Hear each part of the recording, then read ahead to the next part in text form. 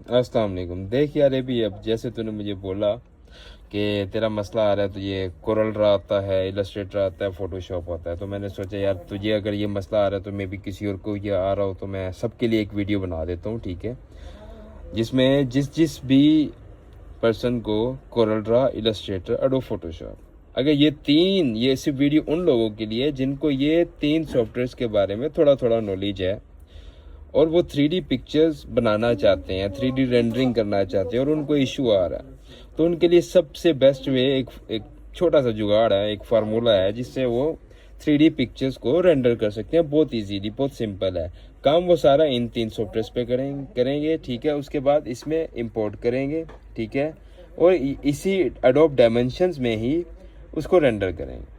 तो एक सिंपल सा है, मैं अभी आपको इसके बारे में सारा बताता हूँ। ब्लेंडर जो बेसिकली क्या काम करता है, ब्लेंडर शेप्स रेडी करता है, एनिमेटेड वीडियोस भी रेडी करता है। ये एक बहुत हैवी चीज़ है, ठीक है, लेकिन इसमें बेसिक नॉलेज के होते हुए आप 3D पिक्चर्स को रेंडर अगर करना चाहते हैं तो फिर आपको कोरल, इलस्ट्रेटर, पीएस, डायमेंशंस और ब्लेंडर चाहिए, क्योंकि इसमें अगर आप पिक्चर को रेंडर नहीं कर रहे, अगर आप इसमें कर रहे हो, तो क्योंकि इसमें कलर्स देना, मटेरियल्स बनाना, किसी भी चीज़ का कलर यानी कि शेड्स देना, लाइट्स देना, इसमें थोड़ा टफ है। वो एक कॉन्सेप्ट है, वो समझना ज़्यादा ज़रूरी है, लेकिन अगर बेसिक्स नॉलेज के लिए इधर शेप्स रेडी करो तो एडोब डायमेंशंस में आके आप कलर्स, लाइट सब कुछ दे सकते हो और आपके लिए बहुत इजी हो जाएगा। एडोब डायमेंशंस में आपकी जो लाइन आर्ट्स की पिक्चर्स हैं वो आपकी 3D में कन्वर्ट होती हैं। इलस्ट्रेटर का आपको जैसे पता है, इलस्ट्रेशन भी है, वेक्टर भी है, सब कुछ है, और ये PDF फाइल है तो इसको भी इंपोर्ट एक्सपोर्ट कर सकते हैं। बहुत सारी PDF में लोगोस बनाने होते हैं और सोचते हैं कैसे बनेंगे या ये वो सारा इनका आपको बेसिक सारा नॉलेज पता है, ठीक है। तो हमारा जो मकसद है वो ये है कि हमें 3D पिक्चर को रेंडर करना है, तो वो कैसे करेंगे। तो भाई मेरे इसके अपने जैसे फॉर्मेट्स हैं, जैसे सबको पता है, ठीक है। इसके मैं फॉर्मेट्स लगाता हूँ एक्सपोर्ट करते हुए, ठीक है, किसी भी चीज़ को।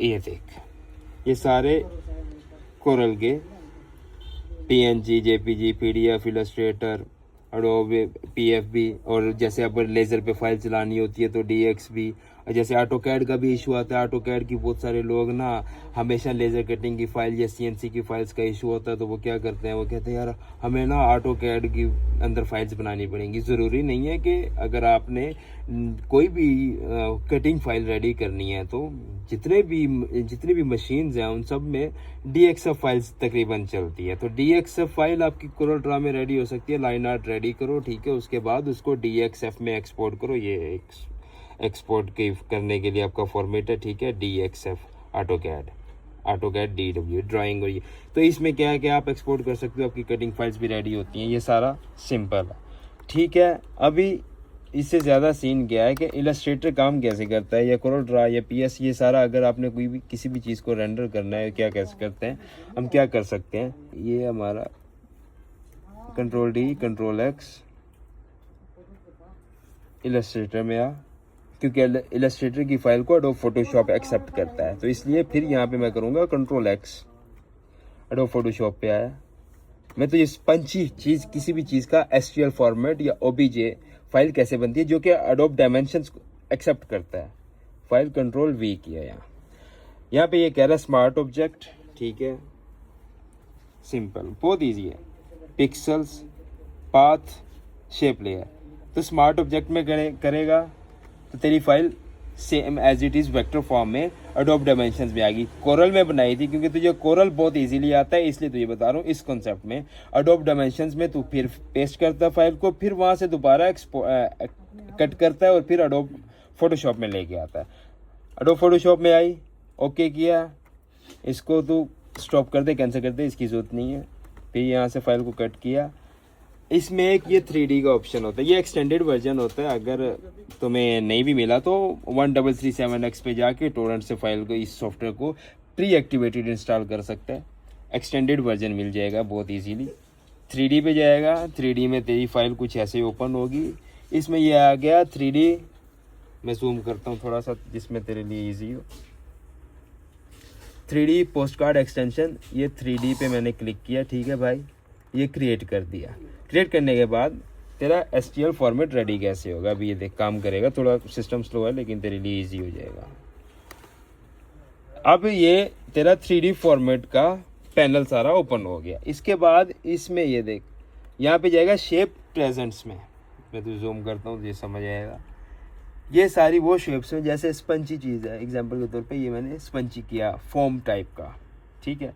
फॉर्म टाइप में ये देखिए यहाँ पे कुछ ऑप्शंस हैं, ये ऐसी चीज़ें हैं जो तू ब्लेंडर में जब काम कर रहा होगा तो तेरे लिए ये बनाना मुश्किल हो रहा है, तो ये चीज़ें तुम इस पे इजीली रेडी कर सकते हो, ठीक है। ये इस तरह स्पंची हो गया। फिर तू इसको सिंपल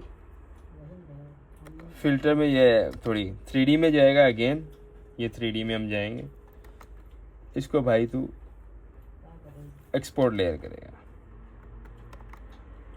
एक्सपोर्ट लेयर करेगा तो करता है जब, तो तेरे पास ये फॉर्मेट्स हैं, क्योंकि ये एडोब फोटोशॉप ही हमारा इन फॉर्मेट्स में फाइल्स को एक्सपोर्ट करता है।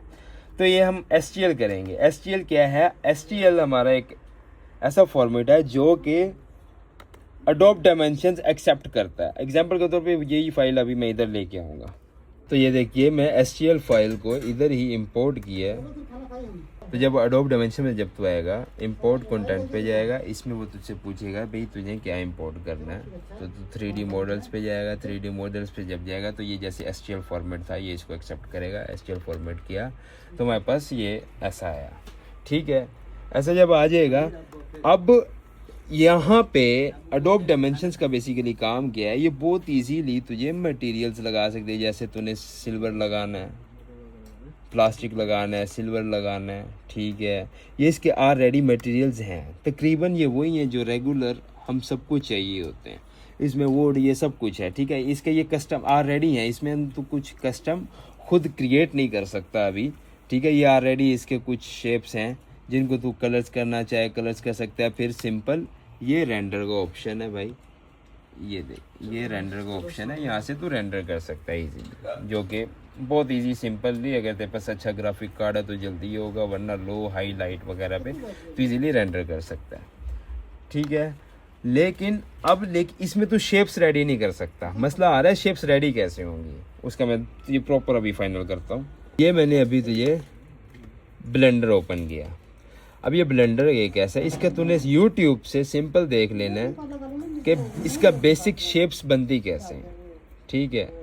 इसकी बेसिक शेप्स बनती कैसे हैं, ये इसके अंदर बहुत इजी सिंपल वे है। ऐड में जाते हैं हम, इधर मैश है जिसमें ये देख प्लेन क्यूब और ये सब कुछ पड़ा है। इसमें हर तरह की शेप जो भी तुम लोगे उसको इजीली आप एक्सपोर्ट कर सकते हो STL में, OBJ में, जो कि एडोब डायमेंशन एक्सेप्ट कर सकते हैं। मैं तुझे प्रॉपर इसलिए बता रहा, ये थ्योरी बता रहा हूँ ताकि तुझे समझ आ जाए इजीली। उसके बाद तू प्रैक्टिस करेगा सब समझ जाएगा। तो इधर से तुम क्यूब लिया, क्यूब को भी एग्जांपल यही क्यूब हमें चाहिए, ठीक है। एक्सपोर्ट किया, ये एक्सपोर्ट में जाएगा। अब ये देख, ये क्यूब में भी वही फॉर्मेट्स हैं, STL पड़ा। STL का बार बार मैं नाम इसलिए ले रहा हूँ, STL एक ऐसा फॉर्मेट है जो कि इजीली एडोब फोटोशॉप भी रेडी करता है, समझ रहा है, और ब्लेंडर भी रेडी कर रहा है, और इंपोर्ट हो रहा है बहुत इजीली डायमेंशंस में। तो तेरे लिए ब्लेंडर में किसी भी चीज़ को मटेरियल देना या उसके लाइटिंग सेट करना बहुत टफ है, थोड़ा मुश्किल है, उसके लिए टाइम चाहिए। तो फास्ट करने के लिए और चीज़ को अच्छा करने के लिए बहुत ही फास्ट वे ये है कि बहुत जुगाड़ तरीका है। तू सिर्फ एडोब डायमेंशंस में आ, उसको कलर दे, जो भी तूने कलर देना। ये शेप जैसे मैंने अब ये राउंडेड शेप थी, ठीक है, ये पहले वेक्टर फॉर्म में थी, अब ये 3D फॉर्म में आ गई, जैसे तू देख सकता है। इसी तरह सब चीज़ें हो सकती हैं बहुत इजीली। और तेरा ये जो क्वेश्चन था ये बहुत इजीली सॉल्व हो गया। ये मटेरियल आ गया, इधर और शेप्स भी हैं, लेकिन ये तेरे काम की नहीं आएंगी इतनी, तो ये हमेशा कस्टम डिज़ाइन करना पड़ेगा। तो कस्टम डिज़ाइन करने के लिए तेरा काम इस वक्त जो बहुत ज़रूरी है वो ब्लेंडर का सिर्फ ये वाला पैनल और ये वाला पैनल समझने की ज़रूरत है। उसके बाद तेरे लिए कोई टफ सीन नहीं है।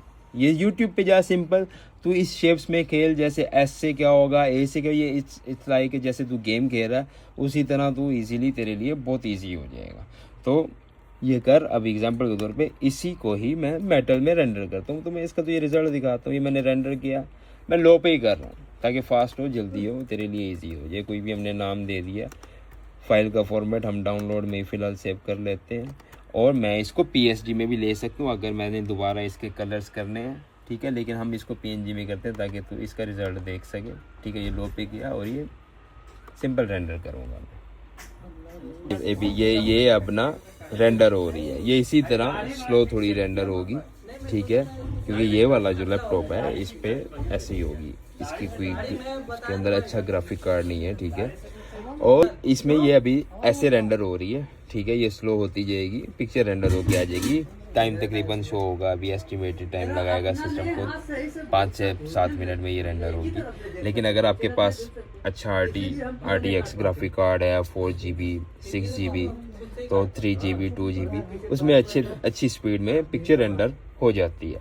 तो ये सिंपल है, वो एक सिस्टम तो ले। अगर तेरा छोटा मोटा काम है, बहुत इजी है, छोटा मोटा इधर उधर से जैसे 3D साइन बोर्ड्स बनाना, ये बहुत इजी हो जाएगा तेरे लिए, मसला नहीं आएगा, ठीक है। तो ये काम कर और चला गेम।